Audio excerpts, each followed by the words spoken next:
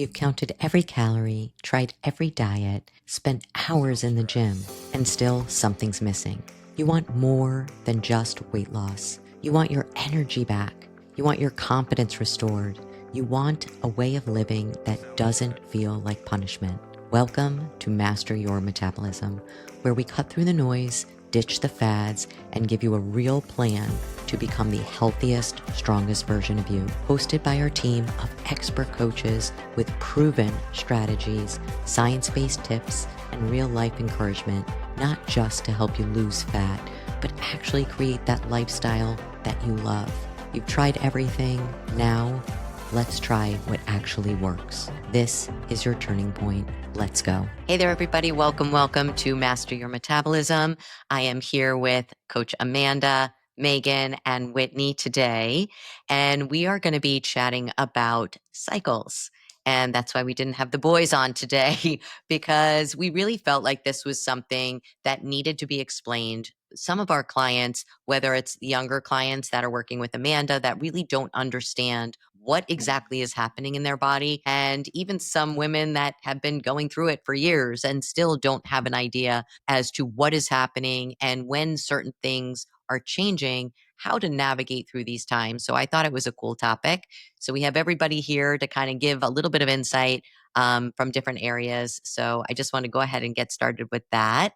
So to begin with, I want to go through like what a cycle looks like. So when you have your period, you are going to have obviously your menstrual period. That is the first 7 days or so, depending on the person, of when you have active bleeding. After that, that's the follicular phase. I usually remember it because it starts with an F for first. During that phase, again, I want to explain each one of these, but just to understand where they happen in time is after that, at about day 14, you start ovulating. And then after that is the luteal phase. So I think it's really important to understand how to eat, how to train, how you're going to be feeling during these phases. And I wanted to also allow each of us to kind of give our insight on what happens with us, because each person is very different, right? So some people, I remember when I was getting my cycle, it was like 5 days, not a big deal. But there are some people that have very heavy periods. So when you have your cycle, you want to remember your body is going through a change and you really don't want to push during your cycle. You're going to be tired. Some people are not as strong. So you really want to focus on strength training and listening to your body and making sure that the stress is on the lower end, right? You can handle some carbs once you get your cycle. This is the time that you want to be eating the carbs and fueling your body and giving your body what it needs. I always tell people, if they're on birth control, make sure you're taking a good multivitamin because your body will be depleted. So, Amanda, talking about like in the beginning when you're going through and you have your cycle, when you're having the mood changes, when you're feeling more irritable, when your energy is low, and you get really mad because you want to lift heavy and you just don't have it. So what are some things that you kind of share with the girls, especially? I know it's the younger girls that are, really wanting to push and they know they can do it and they're getting really frustrated. Yeah. So I will start by saying I'm 33. My periods are horrendous.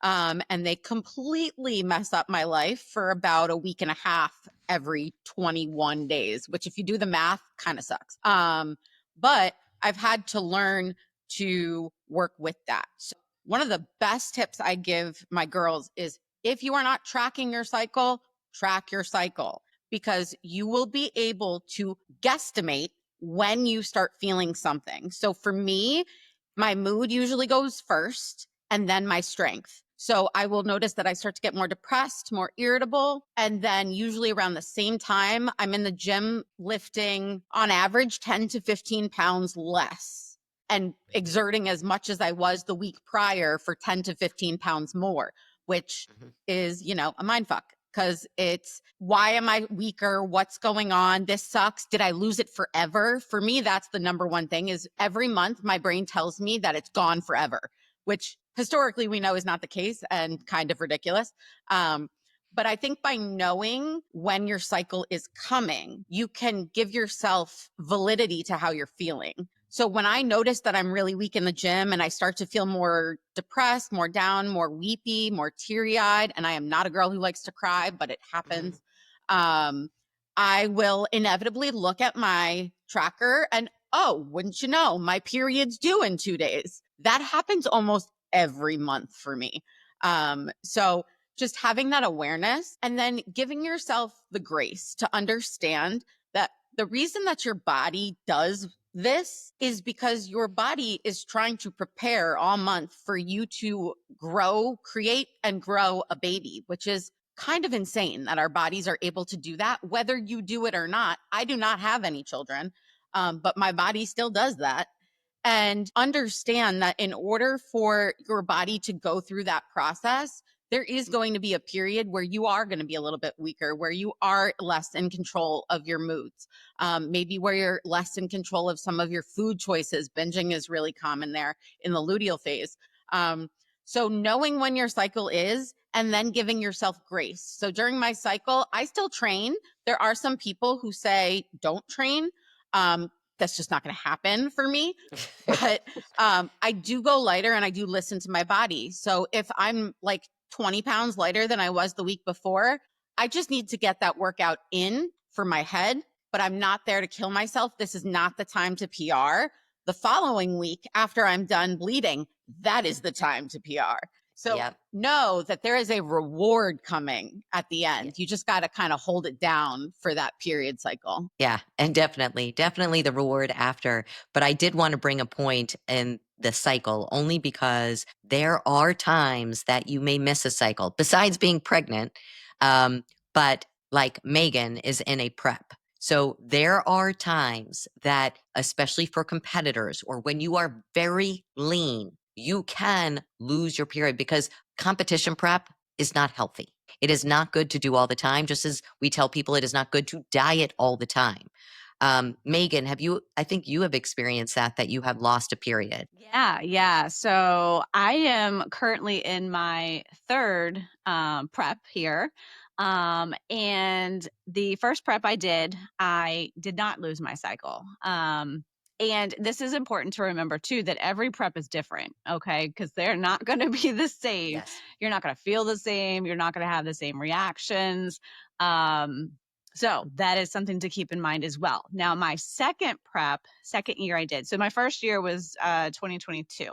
Didn't lose my cycle that prep. And I would say personally, I probably was not lean enough to probably lose my cycle either. Um, then come the next year, 2023, second time prepping, and it was we went pretty hard during that prep because we did have a time frame and it was kind of a crunch, so we had to go a little bit deeper, we had to dig a little deeper because we had less time, and I did lose my cycle that time. Luckily, I think it wasn't up until that last cycle, like before my competition would have been, that I lost it. So I did have it for most of that prep, and then luckily I did get it back pretty quickly, coming out of, into reversing. Because, once you're done a prep, you're done the shows, you're going to reverse out of that. You're going to, work your food up little bit by little bit, which means restoring the hormones. And then that's where that cycle comes back. So I think for me, I ended up getting it back, I think, at least within two cycles after the Yeah. show. And then now I took a year off last year, did not prep, improvement season and a lot of personal things going on. And here we are again, third prep this year, for 2025. And my first show is actually Saturday. So just in a few days here, it is currently Thursday. So we're weight is And you just down. had your period. Yeah, so I did. I just had it last week. So we still have it right now. Um so this is why important, like every prep is different. Every time your body's going to react different. I can say even with my prep this time, it's kind of been a struggle. It's my body has not been reacting as if we wanted it to, and that's okay, And this is the same grace that you give yourself during your cycle, is just giving yourself grace and just, keep being consistent. And luckily, my hormones are still there. They're still Mm-hmm. working.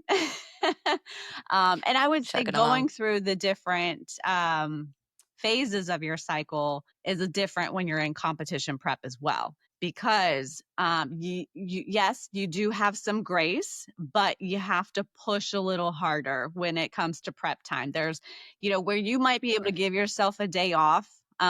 You're like, I am really not feeling it today. My week split is like 4 days working out. I've got 3 off days. You know what? I need an off day today. In competition Yep. prep, you don't really have that. Yeah. So you do have to still push and work through some of the emotions and physical challenges, even though you may not want to. And that's where just living the lifestyle and being in a competition prep, it does differ. But you still For have sure. to be cognitive of how your body reacts, when things should be happening, because you want to decrease the frustration that you might have in the gym because you might be a little weaker, and that's okay. But like Amanda, you're still there, you're still getting the work in, you're still pushing, as hard as you can when you're in competition prep. But yeah, you might be a couple pounds down from where you were before, and that's okay. Yep. Yep. And it's hard. It's hard, especially for a competitor type of brain, Yeah. or like a lifter, right? But like Amanda said, what comes after that is the fun phase. So, follicular, first phase, fun phase, because after your cycle is over, that is where you become the Hulk.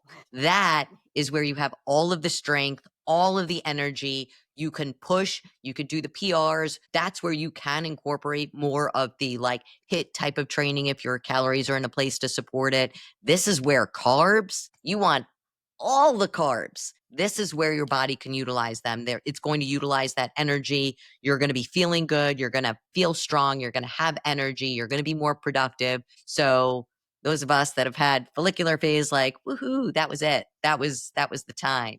So, and I know like Whitney's going to need that when she's got her little ones running around. Yeah, yeah.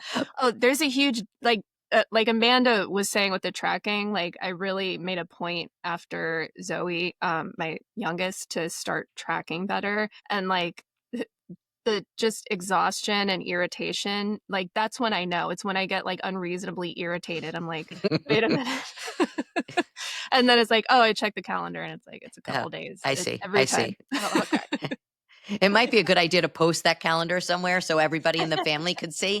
Like a Probably. shared Google Doc. Right, Yeah, right. yeah. I'm off crying because somebody spilled a glass of water. It's just it's It's a ridiculous. thing. It's a thing. So that is definitely follicular phase, which we all love and adore. And then we move on to ovulation. And this is can be a tricky one, and really depending on the person, how much of a shift that you'll see. But you definitely want to start moving some of those carbs over to fats.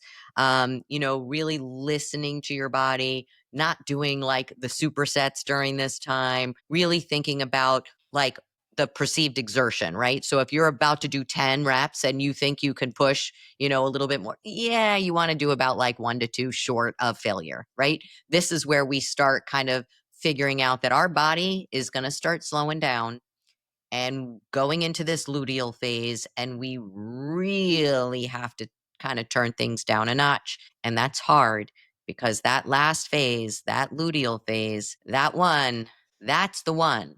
That is the one. Cravings will happen. Another thing that I hear, and again, still fats in this phase, still, more lower intensity types of workouts. This is where you're not managing, you're going to be more stressed because you don't have the ability to deal with shit anymore, but your body can't handle the carbs, the glucose that's coming from it.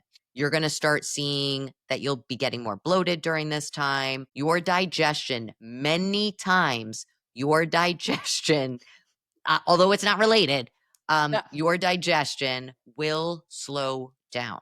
It will slow down. You'll find that you're not going to the bathroom. When you don't go to the bathroom, that's where you get rid of excess estrogen. So then you start building up. And then, this is where all of the things start happening. You have trouble sleeping. The cravings for some women are no joke. They are intense. They are not driven from emotions. It is a hormone driven signal. And you will feel like you've never lifted a weight before. You will be crying, like Amanda said. We'd be sitting in the gym and you can start crying for so many reasons, none of which you actually have any idea why. But, a lot of times I have a lot of clients that will say, "Oh, I went out and I had this. I couldn't even help it. I'm so upset with myself. I'm so frustrated." And Amanda can share, these feelings of guilt and shame when it is not something that is easily controlled, and giving yourself, like Megan said, giving yourself grace, but also understanding it's a little bit of time. Yeah, So Amanda. I think that's probably the hardest thing, is when it starts to get attached. The dysfunction becomes attached to your performance. So, yes, you're weaker in the gym. That one's a little bit easier to handle than when the bingey, cravey things start happening. Because as someone who I've lost 100 pounds, I've been at goal for 7 years. When I start having binging thoughts, my first thought is, what the fuck is wrong with you? You know better than this. Don't do this. But Brooke and Calvin have really, we've built most of my program around my cycle, because my cycles are so hard. And for the longest time, I was trying to fight through that. And then finally, I had to realize, okay, now we need to work with this a little bit. So when it comes to the binging, if you're having weird cravings, or, you really want some ice cream, or usually it's fats, which is physiologically relevant, that the fats help control your hormone imbalance. So the reason you're craving those fats, those desserty type things, is because your body's actually trying to regulate. Or the fried things, or the salty things. So instead of looking at it as a flaw, I've started looking at it as an indicator that my body is actually doing what it's supposed to be doing. And then I plan ahead. So in my world, granted, everybody's life is different, but particularly around my cycle, once I'm in my luteal phase, there cannot be anything in my house that I could potentially get myself into trouble with, because I know that I'm going to wake up at about midnight one night and go downstairs and eat all of it. So that preemptive planning of, this is that time, I'm not even going to put the temptation in my space. And I think that's been really helpful for me. But also knowing, if you have a little bit extra, if you do have that extra bingey type snack, whether it's cupcakes or almonds in my case, I literally, that's how I know my cycle's coming, is because I wake up in the middle of the night and I uncontrollably walk downstairs to have almonds. It's the most bizarre thing ever. And inevitably my cycle will show up the next day. So physiologically, there's something going on, right?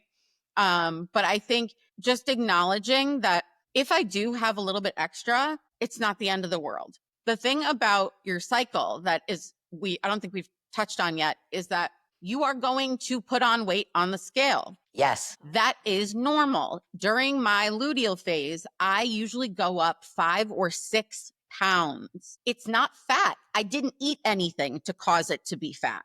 So I know that, but guess what? Still fucks with my head. So in knowing that, and knowing that you're more likely to binge, one of the things that helps me is knowing that if I were to binge, that 6 pounds is going to turn into 8 pounds. And that helps keep me regulated. But also knowing that 6 pounds that I put on during my luteal phase, approximately 2 days after I stopped bleeding, it's all gone. So the thing that I tell my girls is, I literally have this tattooed on my calf. Everything is temporary.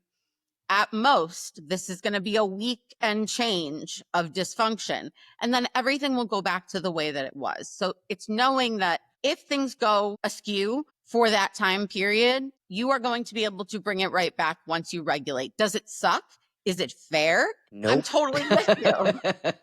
But it's our reality, and it's our reality well into our 40s. So we have to kind of get a handle on it. And I think that just being realistic about it is really helpful. Yep. And then the fun starts. And then the fun starts that you cannot expect or have any kind of inclination of what is happening and when it's happening. That's the fun part after this. But, I always tell people, if you are eating the same thing and you are putting the same thing in your body and the scale is going up, it has nothing to do with your food. So let's start looking at the other things. So this is always the first thing that I tell my women when we are working together. Did you eat anything different? No, I'm doing exactly what's on the plan. Well, if everything's exactly the same, then it can't be the food, right? Let's look at the next variable, So is your sleep off? Did you have, a stressful time? Like I had a woman that was super stressed out. All of a sudden her weight started climbing. She's just holding a bunch of water. She went on vacation, came back, and all of a sudden everything came back down. Strange. So our bodies are doing this for a purpose, but also understanding what the process is helpful because you can very easily spiral and think, forget it, I'm just going to stop. But what's nice is for us, when we coach our clients, like we're keeping track of everything. So a lot of these girls had no idea, you know what? That's crazy. My digestion slows down every 4 weeks. I'm like, yeah, look, like clockwork. They're like, huh. And if you haven't gone to the bathroom, that could be a reason that your weight is up because guess what? That scale is also measuring. So it is that mind game that you have to play. But at least most people, most women are, while they are in this phase, they can kind of determine what's happening. Like I said, menopause, that's a whole nother beast. It turns into chaos. Hormones are a hot mess. So that is another podcast. But I wanted Whitney to talk about also because when you have a baby and you after pregnancy, your hormones are also a hot mess. So I wanted you to talk a little bit about maybe some of the women that have just had a baby, what they should be expecting, what they need to be doing in regards to their diet and training after this time. Yeah, definitely. And even during pregnancy, your hormones just consistently become a hot mess. But especially after pregnancy. So once your body delivers the placenta, your estrogen and progesterone levels, they tank. Your testosterone goes down. And a lot of times, that can affect things like postpartum depression. I mean, even just your mood in general, like the postpartum blues, they call it when it's, not for long term. So it can affect your energy. It can cause things like even psychosis in some women. And it's really pretty crazy. And then you add on top of that, if you do decide to breastfeed, your hormones are going to be at a lower level, maybe not quite as low as like immediately after giving birth, but they're going to stay low until you wean. But the good news is there are things that you can do to support that and to help kind of mitigate those effects. And a big part of that is through diet and training. And I know a lot of women are just really feeling uncomfortable and unrecognizable in their new bodies, and they want to hop in and jump into a cut immediately. And that's not really always the right place to start, especially, for like first time new moms. Like with my first, I was scrambling to get food in. So the best thing for me to do was to try to get those calories up. And I can also say that like my weight loss with my first versus my second was way different. And the biggest difference is knowing how to nourish my body a little bit better and how to plan and make those changes, because this time around I was ready and I started off with much higher calories and I knew that they were higher because I was keeping track of them. And my body responded well to that. And even with the first, the food that I was getting was nutritious because luckily this is something that I've been doing for most of my life. So I did have habits that were in place. But I get some clients that I think are a little scared when I say something like we're going to go into a reverse. They're like, wait, I have all this weight to lose. But, you really need to be making sure that you're eating like nutrient dense food, healthy fats, especially because right after birth, your body has gone through a trauma. Mm-hmm. There is a dinner plate size wound in your uterus from the placenta. So you're full of inflammation because that's part of the process of healing. So you really need to get those healthy fats, those omegas, those vitamins, minerals, a good focus on protein because protein helps your body to heal and rebuild tissue. And so feeding back up for a lot of women actually has a best response with preventing things. And I'm not even necessarily preventing totally, but like mitigating some of those effects of things like postpartum depression, that low energy, sleep problems. And then going back again to like the breastfeeding, you absolutely have to meet your body's needs because your body will take from its stores. Yeah. So a lot of women who aren't properly like eating the right foods, they'll have bone loss and Yes. teeth problems, just a whole slew of things. And then again, your hormones, they can take up to 2 years to get back into any kind of normal pattern. So if you're not eating and training to support that, it can be Could a take whole longer. mess. Yeah, it can Yeah. take longer. It sounds very similar to like menopause, right? It is. All your It is. hormones are tanking. So Yeah. it's just very similar, like not sleeping, mood changes, energy tanks, all of the things happen. I Yeah. don't think people realize how much your hormones play a part in things. And you hear so much about postpartum depression and all these things because most women are under eating. That's what they do. That's what many of us had done for so many years because that's what we do to lose weight. And you don't want to gain that much while you're pregnant. So lots of women will eat less. And when you are only eating this much, you cannot drop calories more. It's the same thing when we get a competitor, right? You cannot, if your calories are already here, where are you going to go? You can't go any lower. So I always explain to women, it's not a like reverse. I know Amanda said like reverse diet is like the opposite of a diet. I'm going to gain weight because I'm adding, but you want to think of it as recovery. And I always give the example of you're at a job and being pregnant as a full-time job. You're there 7 days a week, working 12-hour shifts or more, and you're not sleeping. And even after you 24 give hours. birth, you're still not sleeping. Yep. So, you want to think about what if you were in a job that you were working like 12-hour shifts, 7 days a week. And then your boss came to you and said, you know what? We're going to go ahead and just make you work 8 hours this week. Cool. That's a little bit better. And then the next week they said you can have weekends off. Okay.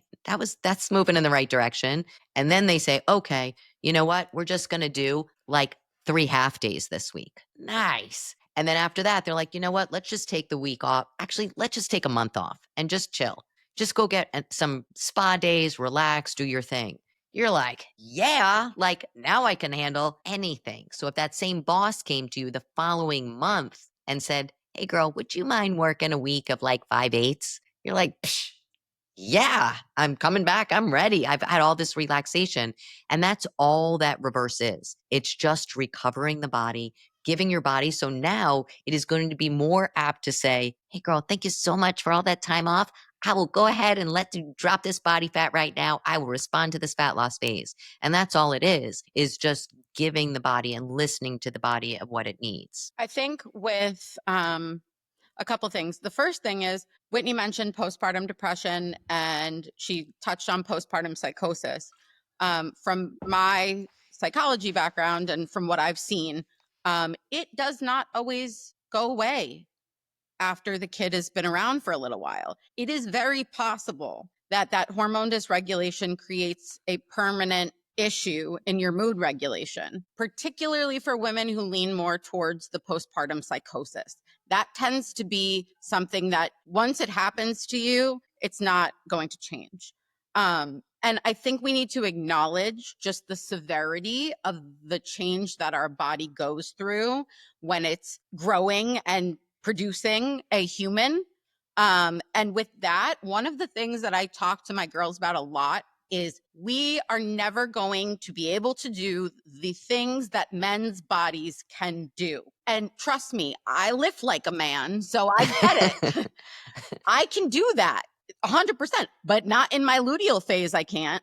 So it's, we look at men and we look at how quickly they're able to drop weight, how aggressive their cuts can be. And it's just a different ballgame. And I think being aware of that and not trying to force things, like one of the things Whitney said was about women in their pregnancies and then after pregnancy, when they're trying to regulate their weight during their pregnancy and then drop weight immediately following pregnancy because they're not comfortable in the body that resulted from pregnancy. I get that. Trust me, I've been in a body that is bigger than I want it to be. It's hard, but we have to understand that it's going through what it's going through as a function. And if it didn't go through that, there would be repercussions for that. If my body didn't go through that terrible luteal phase, I would be dysregulated all month because that would mean that my hormones were not where they should be. If someone who's pregnant doesn't go through that phase postpartum where they have to replenish and let their body get back to normal instead of jumping right into a cut, they are going to have negative repercussions for that. Same with what Megan said. If you do your prep too aggressive and you're not listening to your body with your coach and you lose your period, you might lose your period. It may not come back in the same way that it was before. So I think the best piece of advice for women, regardless of stage of life, is listen to your body and do not push it to do things that it's telling you it doesn't want to do in that moment. Yep. And another thing is when you are having certain symptoms, if you are having all of a sudden you are having heavier periods, all of a sudden there is something that is changing that is not right. You are finding you are getting more depressed. You are finding that your digestion is getting worse, things like that. I always tell women, go get some labs done. If there is changes, get some labs done. Look at your hormones, all of your hormones. Look at your stress hormones. Look at your adrenal hormones. Look at all of your sex hormones, your testosterone, your estradiol, estrone, which is known to be more of the cancer-causing estrogen. That is something that I tell women, if you have a history of female cancers in your family, have that checked out. Your progesterone, that is your calming hormone. And if you have very high estrogen, that would be someone that's probably telling me, I have really, really bad periods. So there's lots of different symptoms that you can have. I have women that are like, my skin is super oily. I get like really bad acne. Girl, your testosterone might be super high. You know, you have a lot of muscle. So there's certain things that could be autoimmune diseases. So always, always, always, if you are seeing things that are not normal or getting worse or changing, always look at labs. And the basic things of what you can do in order to keep the healthiest cycle is, like Amanda said, absolutely track it. There's an app called Flow that can FLO. that can track your cycle, so you can keep track of what is going on, the length of your cycle, if things are changing. You can also make sure that you are, again, alcohol, caffeine, it's going to be awful. It's going to make things not nice. So really trying to limit those as much as possible if you're having really bad symptoms, really just getting as many whole foods as possible, because processed foods are known to be inflammatory and can cause more issues, more symptoms. So you really want to take that into account.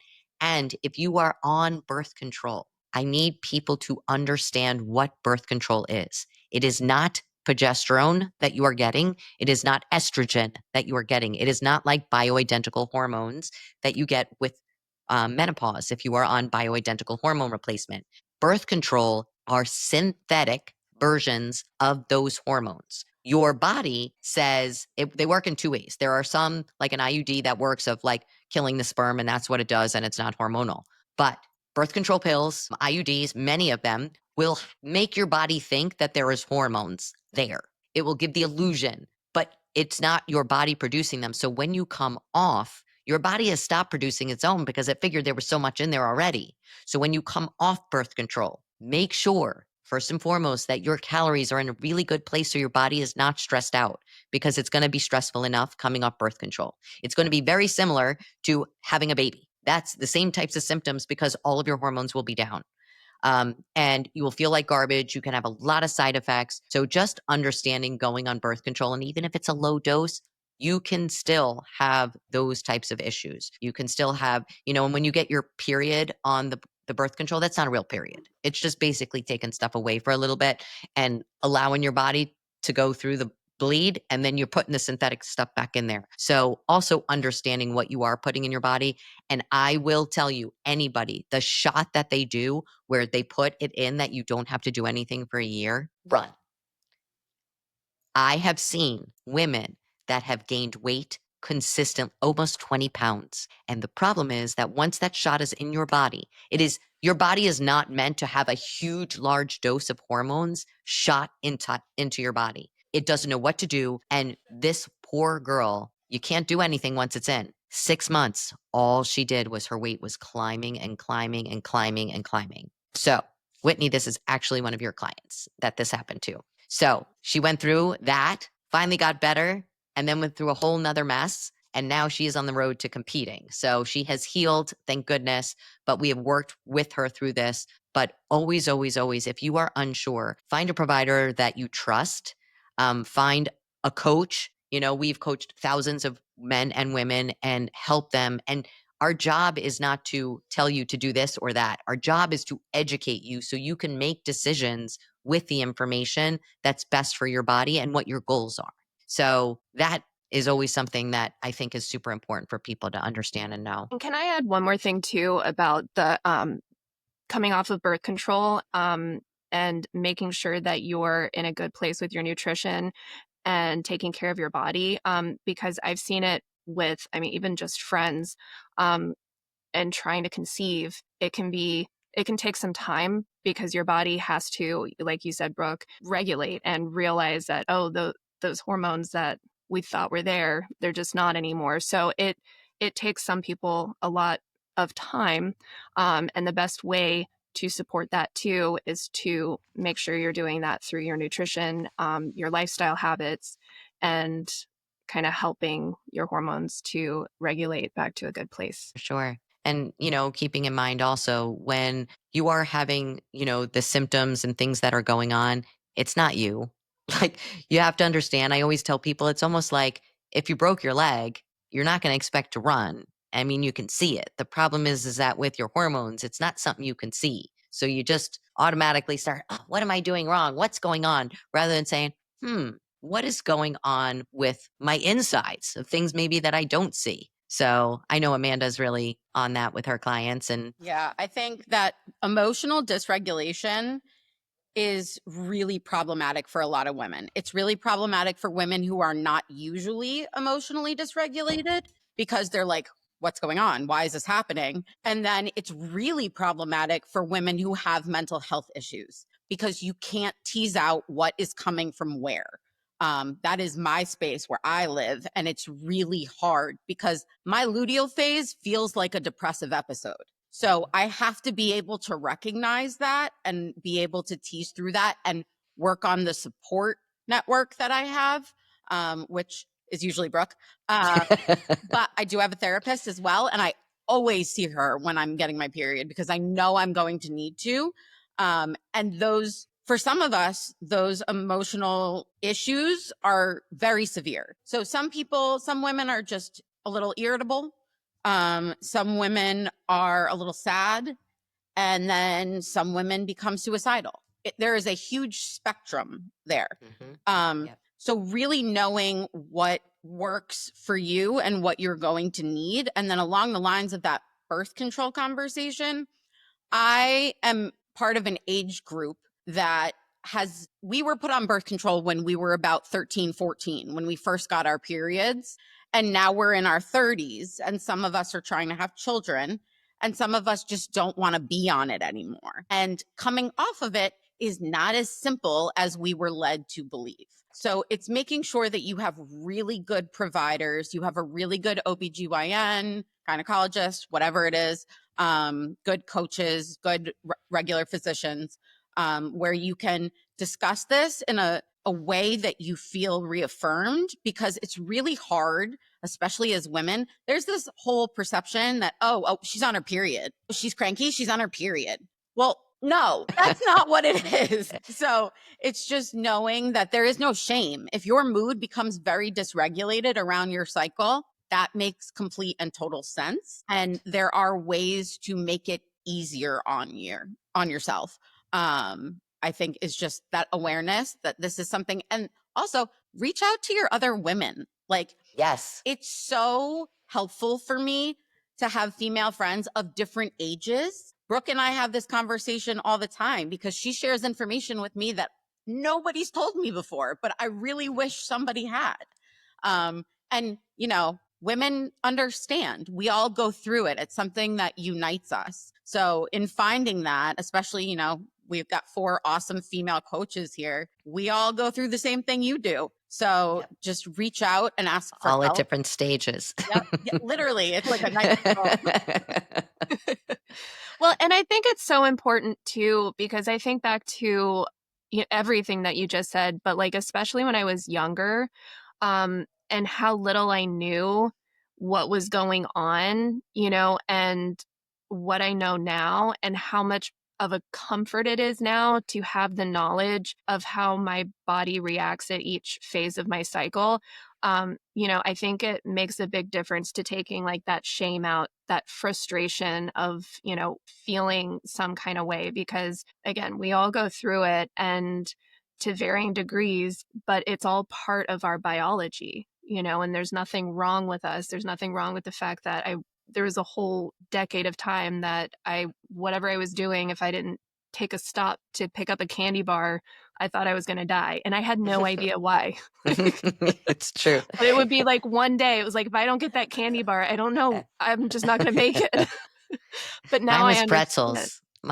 Mine was pretzels. I would have thought that. of course. Honestly. All right. Well, thank you, ladies, so much for everything. And thank you, everybody, for listening. And if you wouldn't mind sharing a review, it would really help and mean the world to us. Just drop us a comment. Also, if there are any topics that you guys would like to hear more about, we'll be happy to share. And thank you so much for joining us. Have a great one, guys. Thanks for tuning in to Master Your Metabolism. If you found value in today's episode, it would mean the world to us if you'd hit subscribe and share this episode with someone who could use a little guidance in their health journey. Ready to take the next step? Head over to www.mastersfitnesscoaching.com and you can book a free call right from the site so we can chat about your goals and how we can help support you. Don't forget to join our Facebook group where we're sharing coaching tips, support, and tricks to help keep you on track and continue making progress. You don't have to do this alone. We're here to walk with you every step of the way. Until next time, stay consistent, stay kind to yourself, and keep mastering your metabolism. Let's do this together.